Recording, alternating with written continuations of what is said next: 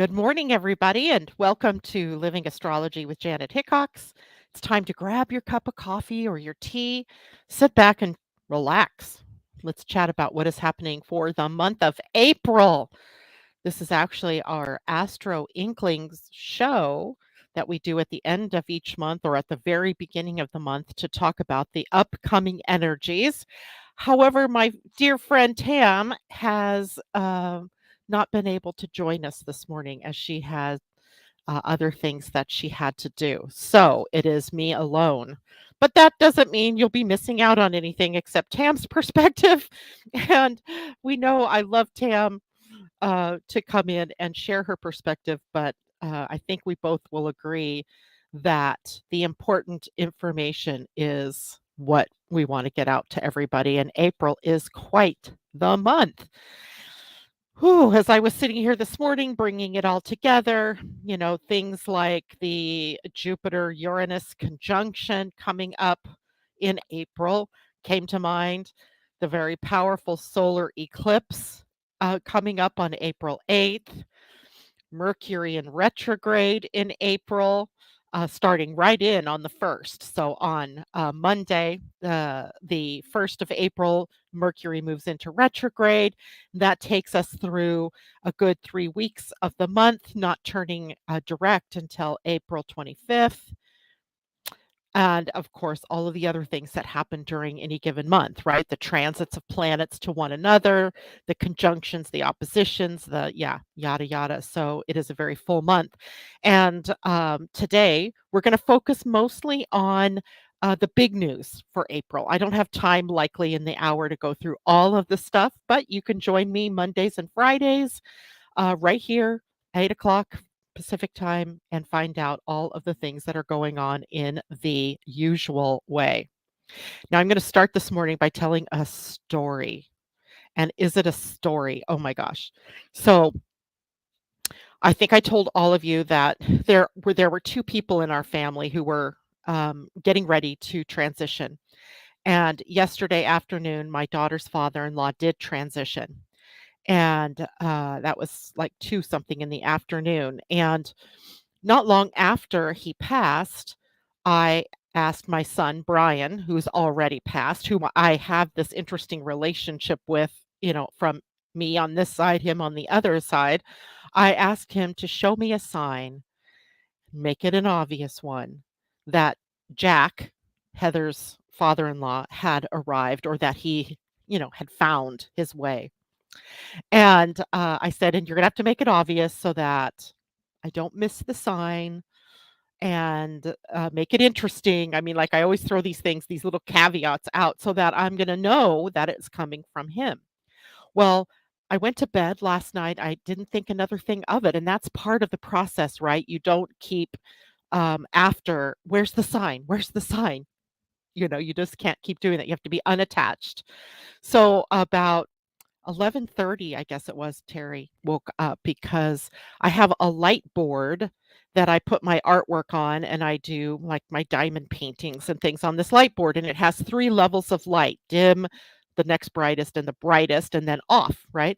And it's a button you have to push, right? And you have to push to go through each level of the light. And he said he woke up because he kept seeing this light getting dim, bright, brighter, off, dim, bright, brighter, off. And he's like, "What the what is that?" He didn't think too much of it. So he closes his eyes to go back to sleep and opens them again just to check and see if the light was on. And the lights were on again: dim, bright, brighter, dim, bright, brighter, off, right? And I'm blissfully unaware. I'm sound asleep. And finally, he gets up and he's like, "I got to go see what the heck is going on. Like, what is pressing on the button to make this light come on?" There was nothing. The cat was asleep right here on her cat tree. I was obviously asleep, and there was nothing that could have been pressing the button. And when I woke up this morning and he said that, I said, "Oh yeah, I totally forgot. I asked Brian to show me a sign that Jack had arrived on the other side." There was my sign. It is so easy to continue to have a relationship. I mean, sure, it's sad. I mean, their physical presence is missed so much by us, right? The ability to hug and kiss and talk to one another in the way that humans talk, right? When we're alive, talk. But it is still so possible to have a relationship with those that have passed on. And I always qualify that. I mean, I've even had, interaction with my mother who passed away when I was 25. And it's amazing to me. It's amazing. You just have to be willing to wait it out sometimes because, like I said, I didn't get that message. It didn't even come to me personally. It came through my husband, who was sure to tell me when he woke up the next morning what was happening. So be willing and be open. And I'm very open to this kind of stuff, right? So, the first thing I did was tell Heather because I wanted her to pass on to Jack's family that he is indeed safe and sound, doing well, where he needs to be for right now. All right. Let's say good morning to everybody. Hello, Christine Buckingham and Debbie Tibbetts Tumiel and Chester's mom. Hello, Pam Zaruba. Hello. And Terry Strauss. It's hump day. Indeed, it is hump day. And Pam, anyone else having issues with the shadow of Mercury retrograde? I'm going to talk about that in just a minute, Pam. And yeah, it is amazing. LS, aka Chester's mom, and Terry, spot on. I love this. Christine says, "Wow, there's your clear sign. Sorry for your son-in-law's loss." Yeah, it is sad. But Jack was 94. He had been on this planet and had so many exciting experiences throughout his life. He earned his opportunity to have peace and no pain anymore. So there's that. Um, so Mercury retrograde, right? The first thing we run into in the month of April is Mercury retrograde. And remember, it was on March 18th where we first entered the shadow of the next Mercury retrograde. And in my experience as a person, not necessarily as an astrologer, but also as an astrologer, it is often the pre shadow period of time and the post shadow period of time that is the wonkiest, right? The retrograde comes along itself, and it's not that things aren't weird or that we don't have to be careful or anything like that. It's just that it seems to smooth out somewhat, maybe. We get used to the disruption. I don't know. But it's those weeks, days, there's usually about 2 week period before and a 2 week period after where things could be their weirdest. Well, I hadn't been paying too much attention to the retrograde coming up, but yesterday a giant freighter ship knocks into a bridge in Baltimore, knocks the bridge down and kills their assumed lost 6 people, right? And then this morning, the first thing that pops up on my screen when I turned it on is that there was a bus accident in Germany, also killing 5 people. Mercury rules transportation, right? All of our conveyances from our driving from here to the grocery store to our getting on an airplane and flying somewhere to the shipping and the buses and cars that are on the road. Now, the cars themselves, or the buses themselves, or the ship itself, that is more Mars territory. It's metal, and it is the accidents that come from that is Mars territory. But look at where Mercury is. Mercury is in Aries, a sign ruled by Mars. So we're linking sort of these big metallic things with accidents or with oopsies, right? Things that happen that are kind of shocking. In this case, I was kind of shocked. How does a big old freighter knock a bridge down? I mean, I kind of crazy, right? But Mercury retrograde in action. You see it in the news. And so, what we have is Mercury retrograde in Aries that can bring about a mix of challenges and opportunities, right? Mercury retrograde is not punitive. It is not something that you take in and you go, "Oh no, I'm going to have computer challenges or my things are going to break or things like that." We don't need to do that. We just need to be aware that sometimes our technology, our our conveyances like cars and buses and airplanes and so forth are impacted by this little tiny planet that turns backwards or appears to move backwards through the sky because obviously he's not really moving backwards. And it can bring some fieriness to this. It can bring some confrontation to this period of time. Because the flavor of Mars, of course, is aggressive or assertive. It's impulsive. It's dynamic. It doesn't sit still, right? This is energy that keeps moving. So, number one thing, of course, is communication challenges, as Mercury is the communication planet. So, we have to be aware of that. And because Aries has impulse controls at times or impulse issues at times, we want to watch what comes out of our mouths, right? How we say what we say, when we say something. We want to be very aware that we um, don't inadvertently miscommunicate an idea or that we don't misunderstand somebody else, right? Because people are going to have trouble maybe really absolutely trying to say what they mean, right? And it can come out in a way that is misunderstood or feels like a confrontation or feels like a conflict. So be extra clear in your communication in a way that's helpful, right? Know that if you have something difficult that you have to share with somebody, that you are going to rehearse that speech before times, right? That you're going to be making sure that there's not emotional charges that can come through the words. And even then, there's still the possibility of miscommunication. We want to watch out for impulsive decision making during a Mercury retrograde. And remember, he's retrograde from the April 1st until the 25th. He's moving through the sign of Aries. And we want to make sure that at least through the month of April, because the shadow will take up all the way until I think the May 4th or something, we want to take care, right? So, impulsive decision making, because Aries is known for that boldness, that courage, that action orientation, we might want to make sure we're not rushing our decisions. Now, just because it's Mercury retrograde doesn't mean that you don't make decisions, but you might want to be very circumspect about the decisions you're making. If it's a big decision in your life, changing jobs or moving or selling something big or buying something big, those decisions you might want to make with very careful um, consideration, right? And maybe even consider waiting until the retrograde is over before you do that.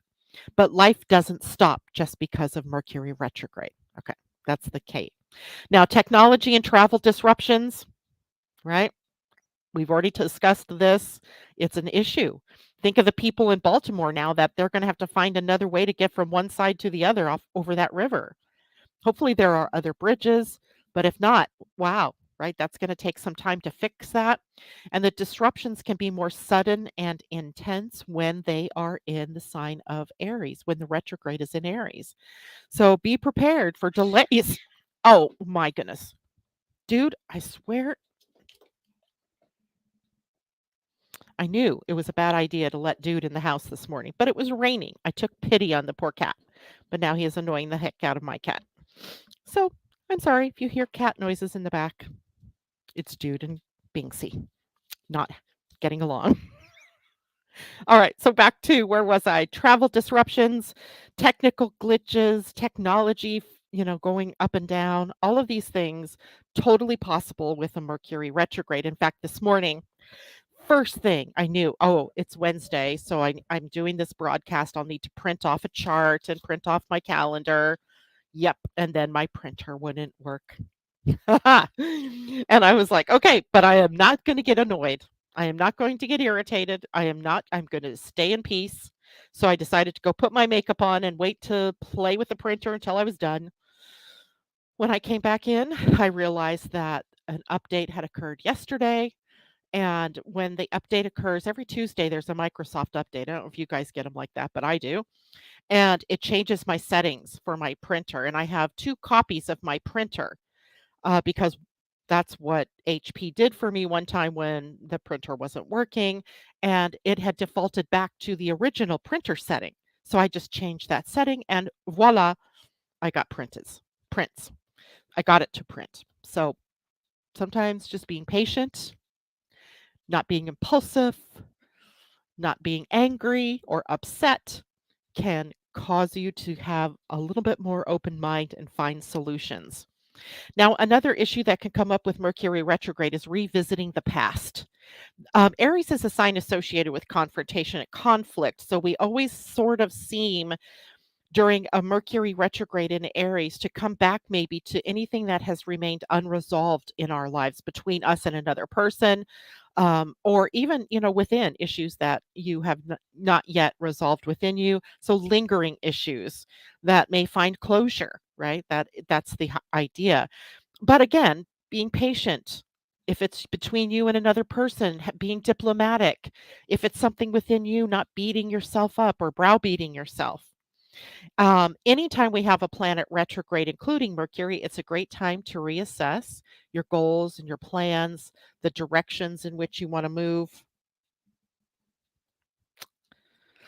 and also to review your any projects that you're in the midst of or any big things that you're working through. It's a great time to slow down the work moving forward, to reassess or reevaluate or reimagine even what it is that you are doing.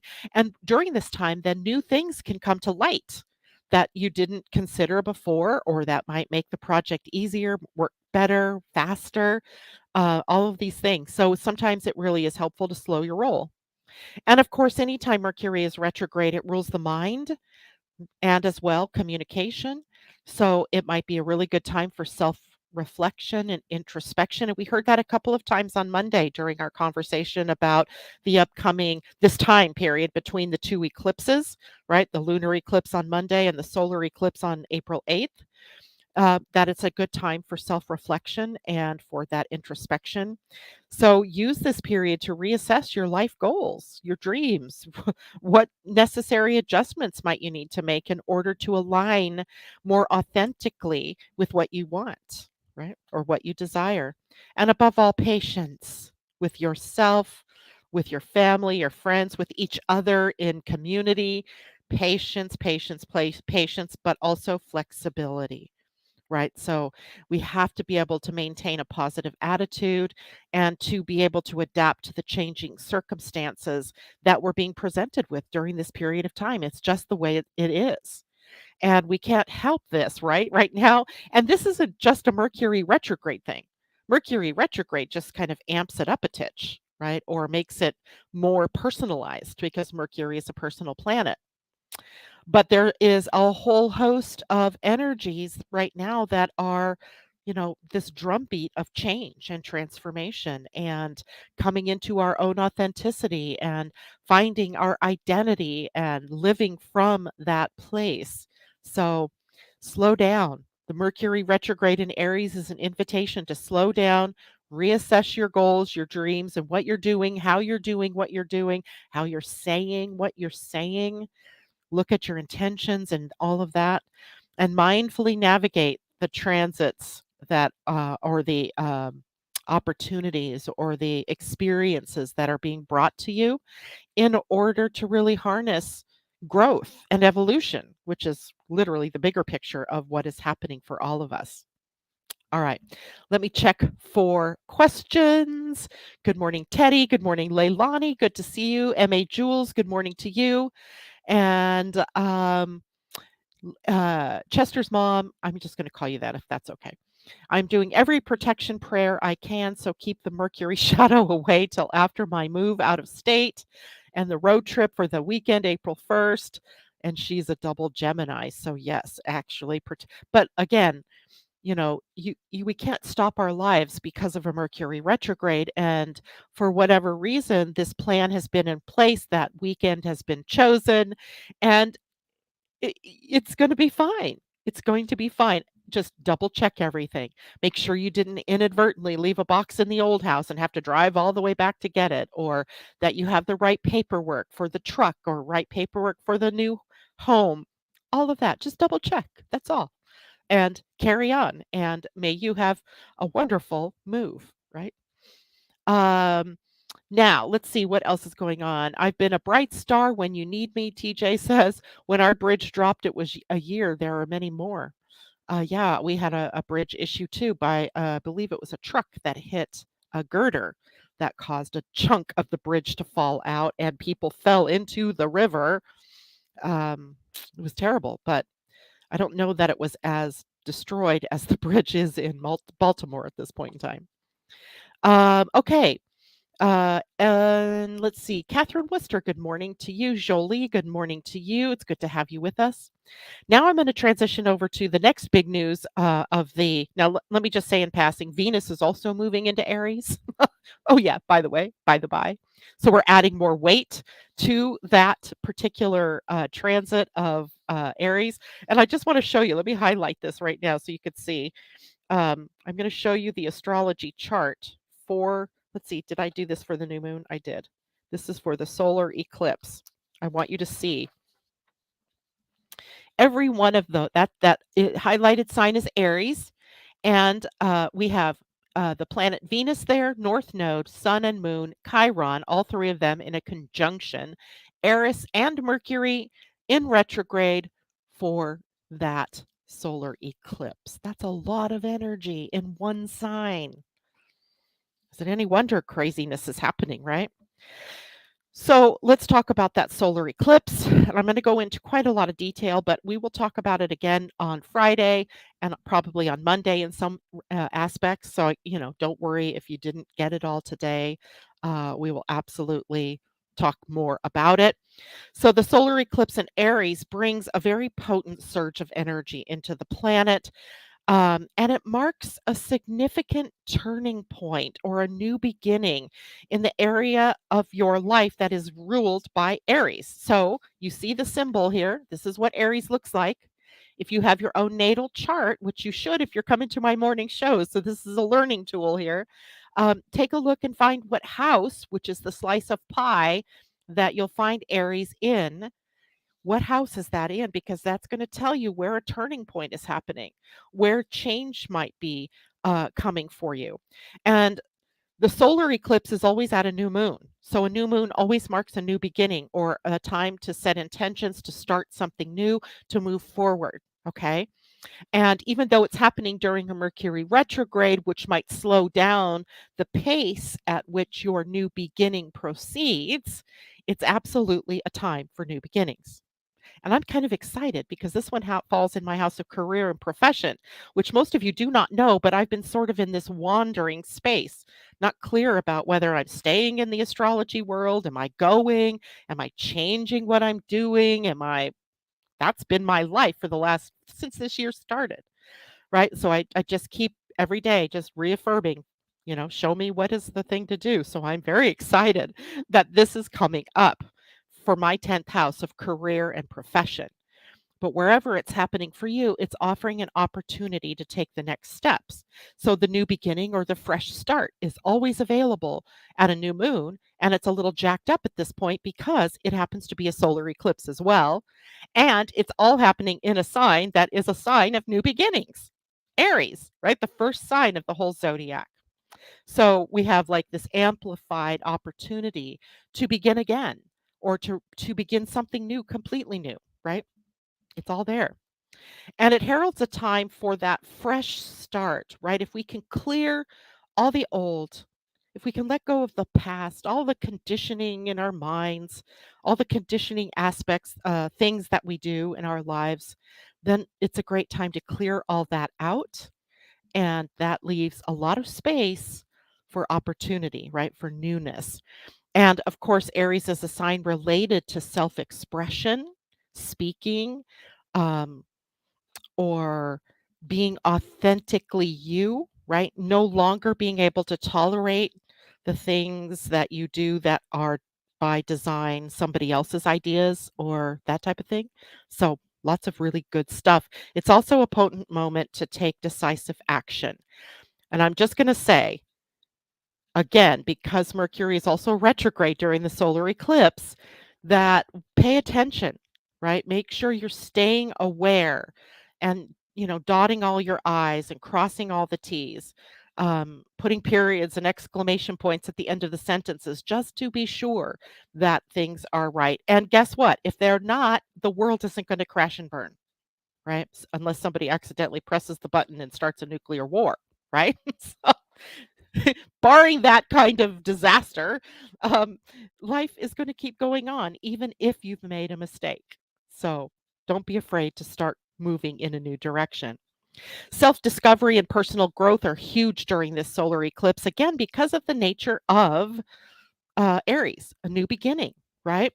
You might feel inspired to explore new vistas, new ideas, and new ways of being, and assert your individuality into things, right? If you're someone who's been leaning into the Libra part of that, which is make nice, do what you think makes other people happy, then it's time to push yourself into the new side. What do I want? Who do I want to be? Those are your questions. And then go forward confidently, right? Confidently. It's time to embrace your authenticity and step into your own power. That is a signal coming from the cosmos at this point in time. So, this is a time to initiate new action or change in your life, as well as taking some risks. Now, I'm not saying to go out and risk it all. That is so not what I'm saying. But Aries comes with it a little bit of boldness and courage to step outside of yourself or to color outside of the lines a bit. So the solar eclipse offering us the opportunity to initiate positive change in our lives by daring to do it. Daring. Dare yourself to be truly authentically yourself. And meaning, courage to pursue your desires, even if it's a little bit scary, right? If it's not scary, then you're staying in your comfort zone. And this is a time to generally speaking, get outside of your comfort zone, right? To move forward a little bit. And this is a sign of the eclipse that means it's time for us to clear a path for growth. Anything that's been holding you back, holding you down, it's time to let it go, clear it out, move it out.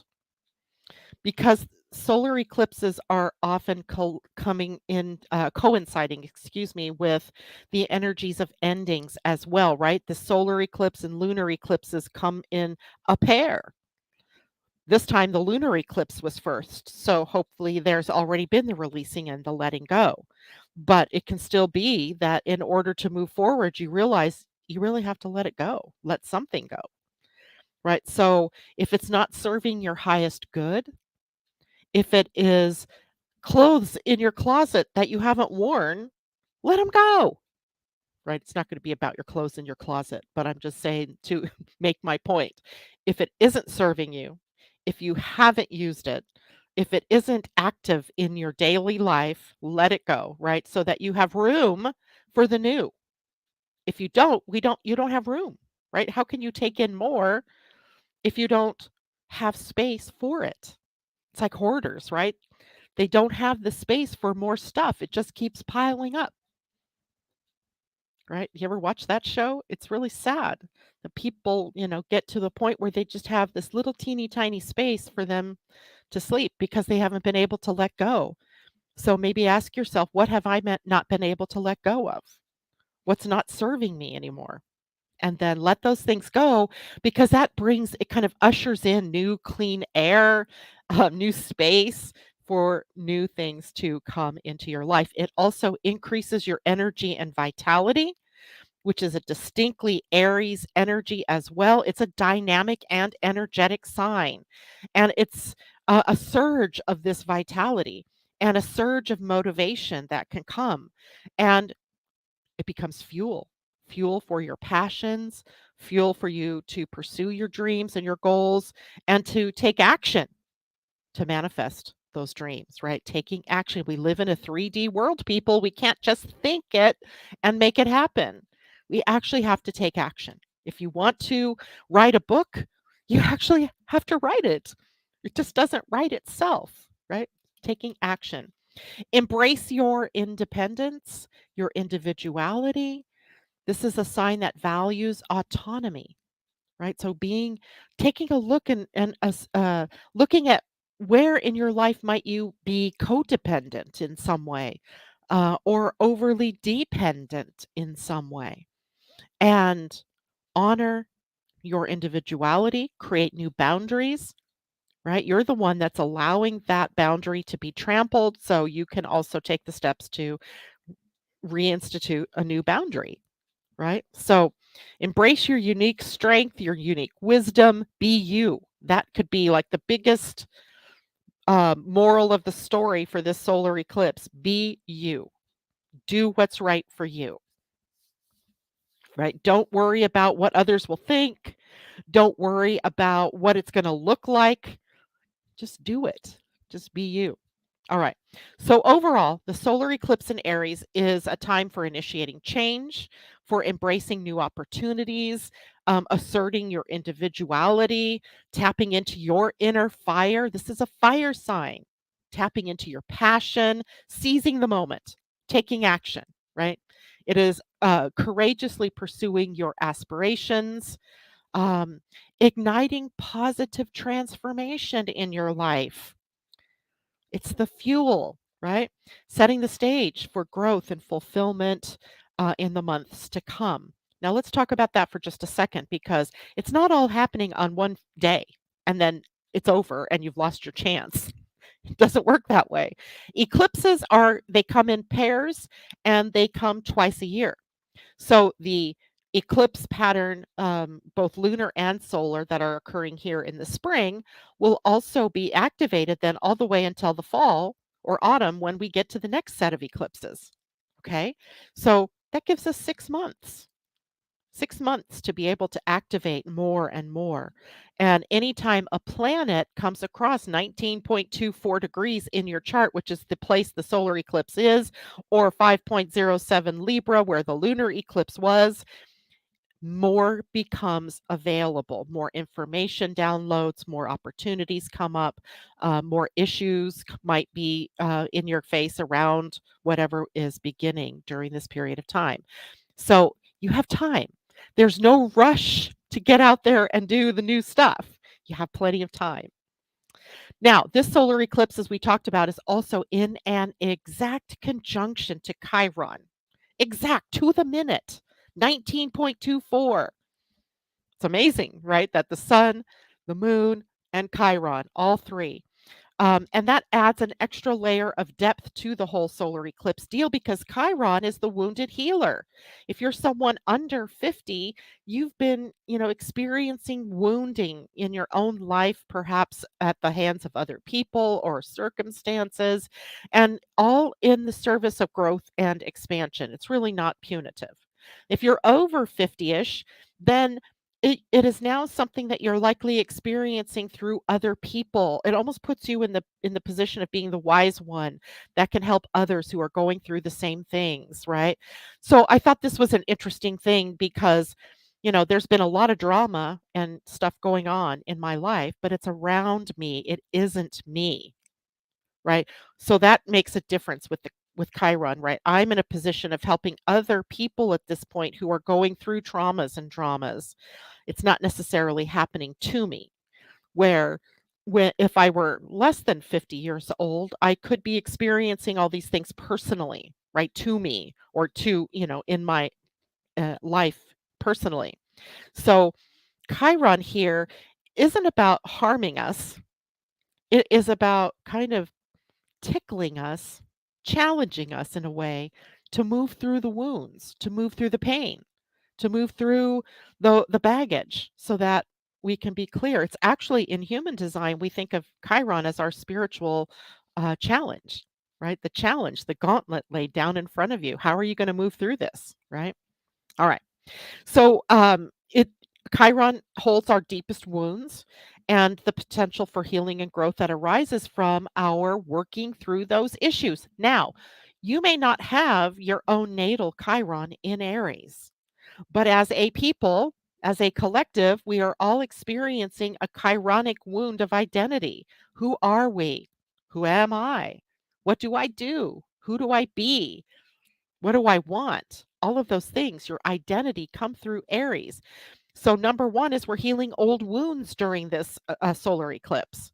And because the solar eclipse, again, is a new beginning, how would it be? How would you feel if all the weight on your shoulders was let go of? Wouldn't you feel lighter, brighter, more positive, more optimistic, letting the wounds heal. And this is a great time for healing past wounds, releasing old pain. It's kind of an invitation from the universe to confront any lingering emotional or psychological scars that you have, and work toward resolving them and moving forward, right? Letting them go or healing them.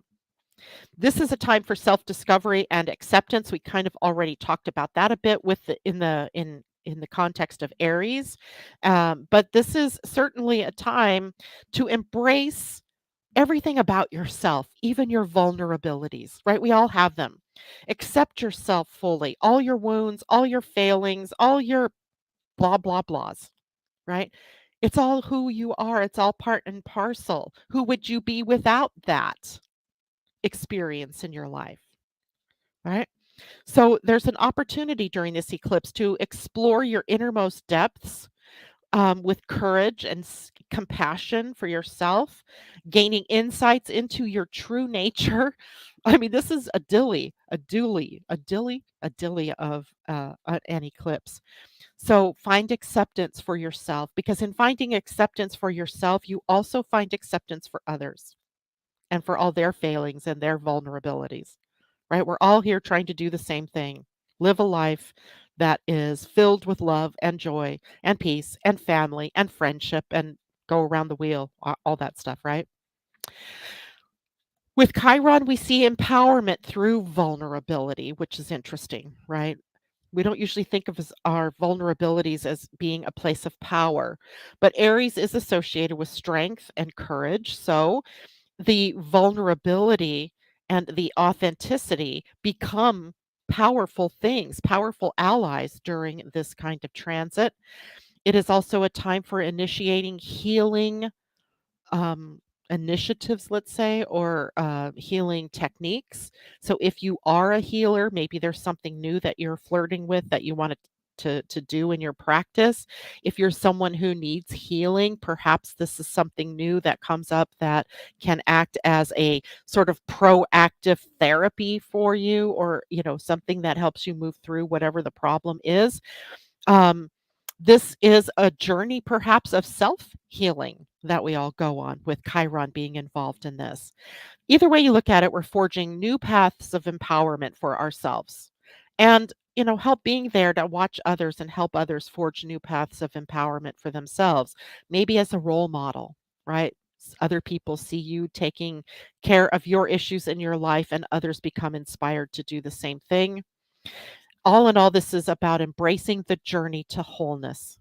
That that is the biggest thing for the new moon and Chiron coming together here.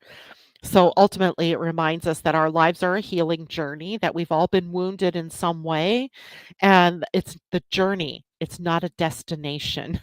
That becoming whole, becoming healed is a journey, right? We take this journey.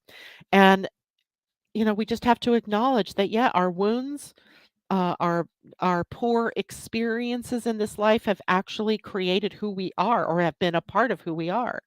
So bring it in, hug it, love it, make it all okay, no matter what it is that you've experienced in your life, right? No matter what it is that you think you've done to hurt others, it's been a point in your life that needs healing. So it's the time. Now, something else totally fascinating about the solar eclipse is that the sun, the moon, and Chiron, all in a conjunction, are sitting at the gate 51 in your human design. And the gate 51 is known as the gate of shock or awakening. In the I Ching, it is called arousing, which means, that's fanning these flames, right, of awakening. And it has a lot of transformative potential to have this solar eclipse and Chiron at the gate 51.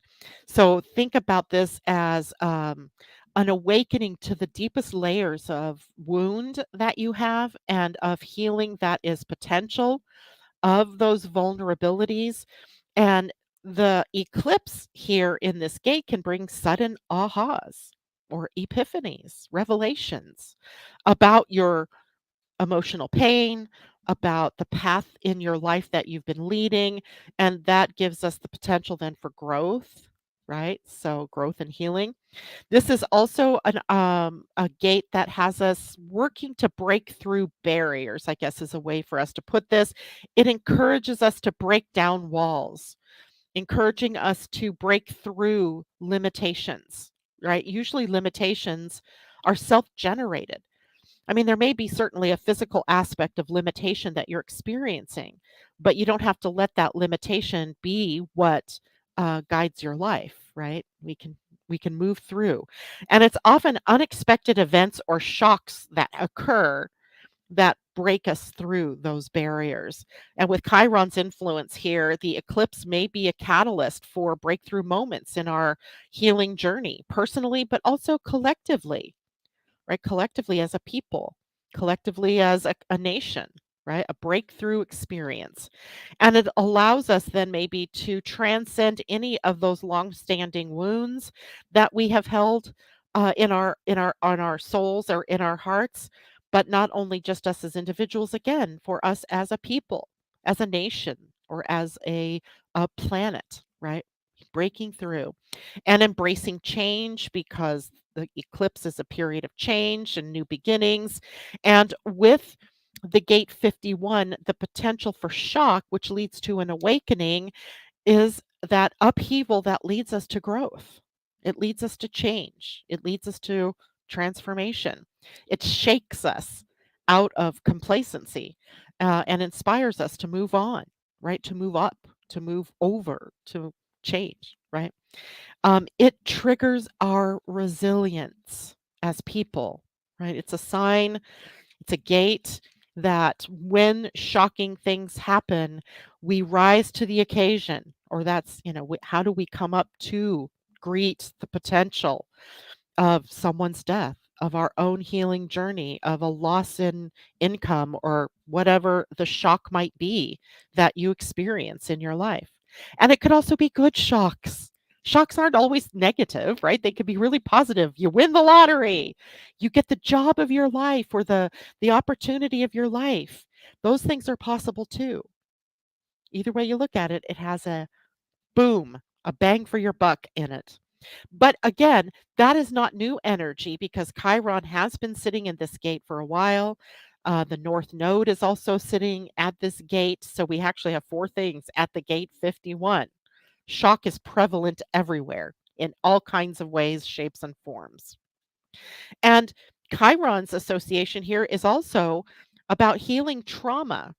Um, the wounded healer archetype in general is about where the wounds are, where you've been hurt, or what can bring you pain, what causes you pain, and bringing those traumas that triggered those shocks that triggered the trauma, perhaps up to the surface, could be the best thing that we need in order to be catalyzed for change, to move in the right direction. It can also awaken us to our purpose, right? Something that happens that just is associated with awakening you to your life's purpose. Because the gate 51, by the way, sits opposing the gate of spirit. So the gate of shock in human design is across from the gate of spirit. So what is the shock doing? It's moving you more towards spirit, embodying it, love of spirit, seeing yourself as the divine human, right? God and human, source and human, right? All within this one package of your body moving through this life. So, healing trauma associated with all of that huge transformation, waking to your purpose, aligning more fully with your authentic path, which is different from my authentic path, which is different from, right? Nobody's path is exactly the same. We might be born on the same day. We might even be born in the same part of the world. We could be like twins and be born within minutes of one another and still have different paths, different purposes, right? Because it's your will, it's your choice that creates the opportunities during this time. or during life in general. This is a time for integration and rebalancing. Often, shock will show you where you're out of balance, where you're out of harmony. So, the process of integrating something new, fully integrating what you've learned, rebalancing your life, all it being invited for us during this period of time. So, this is going to be a potent time of profound healing, possibly awakening, transformation to be sure. And it invites us to embrace change as a way to confront our core wounds, to shake us up out of that wound and into the light, so that we can experience greater clarity, greater purpose, and resilience. And by the way, the Earth during this period of time is in the gate 57. So we have a lot going on in the gate of shock and awakening and arousing our, need to transform. The Earth grounding us in gate 57, the gate of intuition, right? Instinct in the now, right? Instinct in the now, staying in the now. So it's an interesting grounding energy, I think, right? Um, for all of us. All right. Now, here we go. We have another hallelujah moment coming up in April, and that is on April 20th. It's like the last 3 years we've had things going on April 20th that were profound. It's just amazing to me. This time it's a transiting Jupiter and transiting Uranus conjunction at 21 degrees of the sign of Taurus. Now, that also puts it right in the window of that solar eclipse because they're only a degree and a half away from one another where they make that conjunction. And these two planets coming together, we looked at in December when I did the astrology or the astro design for 2024. We saw this coming. We were aware, and hopefully all of you remember this, but let's go through what this might mean. Now, Jupiter and Uranus are both transpersonal planets. So it doesn't necessarily herald some major change for you personally, although you're a part of the collective. So you're also benefiting from their coming together or kicking and screaming against what they represent in your own personal life and in your own way. So let's take a look at this. So they come together. Remember, Jupiter rules growth and expansion, it rules the bigger picture, right? So it is expansive, it is growth oriented, it is representative of our evolution in consciousness. So it's the bigger picture of what's happening. And the planet Uranus is about change, awakening, rebellion, revolution, right? Innovation, all of these things are um, Uranus territory. So we're carrying a bit the shock theme into Jupiter and Uranus, even though they're not sitting at the gate of shock, right? But Uranus's presence here brings the surprise, brings the, oh, I can't believe that just happened kind of thing, right? Um, so they they together in Taurus can be impacting our material world, our material possessions, our banking, our financial, the economy, the bigger picture of the finances, our stability, our security, our values, right? That's what Taurus rules. So, one, there could be huge financial opportunities, financial restructurings, things like that that impact us on a financial picture. Do not be surprised by that. I was kind of surprised by how Bitcoin is huge right now. I have holdings with Bitcoin, and I was like, la la la, it keeps going down, it kept going down, or it was static, but now it's going up and going up. It's really amazing to watch this happen. So there could be sudden financial growth and expansion during this time. Investments that you hold might yield higher percentages, or there could be some new innovative approaches to dealing with financial matters that create positive change. But it's also essential that we exercise caution, that we don't throw caution to the wind or take undue risks during this period of time.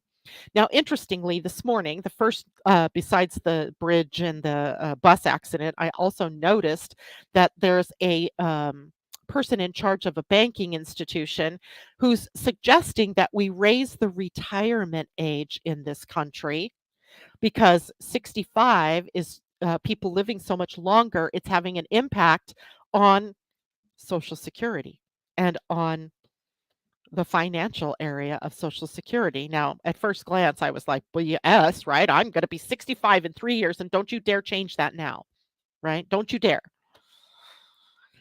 However, if it's not a sustainable financial system, and likely it's not, it needs to be addressed.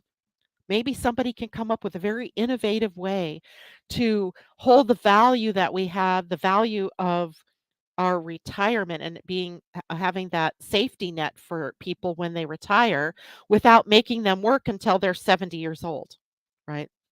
We got to find a happy medium here. So I'm holding out hope, financial opportunities and unique, maybe innovative ways of addressing finances. Now, innovations in the material realm, right?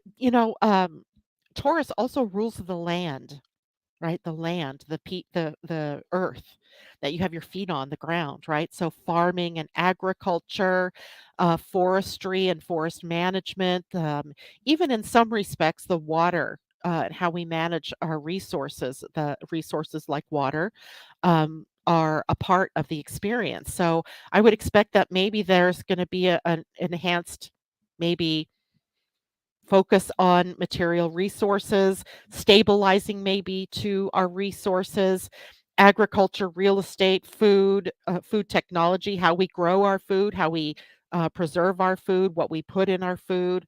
That brings up things like modified genetic products, right? I was eating a can of soup the other day, and for whatever reason, I just thought, yeah, I'm going to read the label. And I was mortified. It says very clearly the products in this soup are genetically modified. Now, I'm not huge on not eating genetically modified foods, but it makes me go, because I don't think we've tested what those modified seeds growing into modified plants do in a body, right? We don't know. We don't know. So, yikes, right? No more am I eating chunky soups. Chunky the brand, or think it's Campbell soups. We might find that there is a shift in values, that people in general, this is a general kind of call for a shift in our values. What are we focusing on? It's a collective shift in values where people are placing maybe more importance on unconventional or progressive ideas and ideals. This is progression. This is Uranus and Jupiter coming together. It's not that we are throwing out the Taurus stability and the Taurus security, but we're looking at it in a new way, right? We have a new value system based on maybe freedom, based on equality, based on sustainability, right? That's the huge thing. And more emphasis on that. And I remember reading not long ago an article on the numerology of this year and seeing that a big shift was coming in April and May in terms of the mood, if you will, of the people. Where right now, the mood is kind of unsure, tentative, that kind of thing. People aren't like, there's a lot of uncertainty. And after that, there was this very much a certainty about what we needed to do, where we needed to go. And the people who embody those ideals of progressiveness, of creating sustainability, of transforming, they're the ones that we want in office, right? They're the ones that we want as leaders. So that shift in values coming, but because these are collective planets and the collective doesn't change on a dime, we may still have more of the old while we're waiting for the new, right? So just be aware of that. But we could find that there is a lot of disruption happening in our established systems. My friend Terry out here the other day was telling me that for whatever reason, the power went out where she lived and it was out for hours. And then she went to the store in another city and their power went out, right? The power grid taking a hit. Uranus rules the power grid, right? And Jupiter has a magnifying effect. Jupiter can magnify the problem so that we'll take action, and Jupiter can magnify the good side of things as well. So disruption, and it can manifest as sudden shifts in our economy, changes in financial policies, disruptions in our traditional industries, right? Things that are changing. And all we can really do is embrace change. That no we have to know that every uh disconcerting thing that's happening is happening likely to lead us in a new direction, to hope that we will wake up and smell the coffee and do something about it. Embrace that life is changing, that we can't keep going backwards. We just can't. It's not sustainable. And there can also be the potential for an individual and collective awakening. The awakening key, the awakening gate is being hit by Chiron, Sun, and Moon. And that is sustaining us, and the North Node sustaining us, right, for something new coming. So rather than clinging to the outdated, outmoded, old ways of being and doing things, we have to embrace this awakening. And all of us may become more aware of our values, of our desires, of the need for change in our personal lives as well as society. And that can bring a surge in the next couple of years. These are things that play out over time. Jupiter conjunct Uranus, that surge in activism or social and economic movements, right? Things that people come together, grassroots movements. That's a huge Jupiter Uranus thing. People coming together with a common cause or a common purpose and having a lot of power to do so in this, rather than our institutions having the power. It's power to the people, right? Assuming we're willing to step up and use the power wisely, right? There's always that. So we're likely to be in a period of dynamic change, of growth, innovation, particularly in areas related to finance, to our material resources, our values, our worth, our worthiness. So we have to remain flexible. Again, that's like the calling card for the whole year. Be ready and willing to pivot, which means be willing and ready to change. Being mindful of the need for sustainability and stability and sustainability. They're locked hand in hand here, right? If we're going to do something, we have to make sure it's going to work for the long haul and not just for that moment, right? So now, those are the big things for April. There's a lot of other things. So join me on Mondays and Fridays where we break down what's happening for the week or for the weekend, depending on which day it is, so that you can be in the know, right? So that you know how to handle all of this. And certainly, if you have any questions, all you have to do is reach out to me. I think what I'm going to do is I'm going to draw us an animal card. Um, and this animal can stand as our spirit guide, our spirit animal for the month of April. How's that? Um, it'll be interesting to see what animal we get for this. We get turkey spirit. The turkey. So tasty. It says turkey spirit, give with gratitude and grace. It is card 61, which is a 7. Here's the turkey. Beautiful turkey.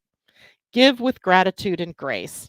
And card 61, let's see what that says for us. It was right side up. And it says, Turkey Spirit's message for you, and this is for the whole month of April, a kind of an overlighting energy, okay? Is that you always have the potential for manifesting a rich reality. For the turkey represents generosity and a celebration of abundance through giving to others. Give freely without expectation, and you shall receive. For the manifestation of abundance is happening right now. Align with it by sharing your good fortune with others, whether you give money, loving guidance, the gift of listening, or kindness in any form. Immerse yourself in the flow of generous abundance, being a channel for turkey spirit and the desire of spirit to see all beings experience the blessing of plenty. That's a very Taurus theme, I think. Give with gratitude and grace from a wellspring of love and compassion, knowing that Spirit will respond by giving you all that you need in this moment and in all moments to come. That's interesting because on Monday we got Buffalo, who is also the expression of abundance, right? So, Turkey Spirit, give the giving end with gratitude and grace, and you shall receive. All right, that is it for me today. Tam, we missed you. Thank you for being with me today. I'll see you on Friday morning. Take care.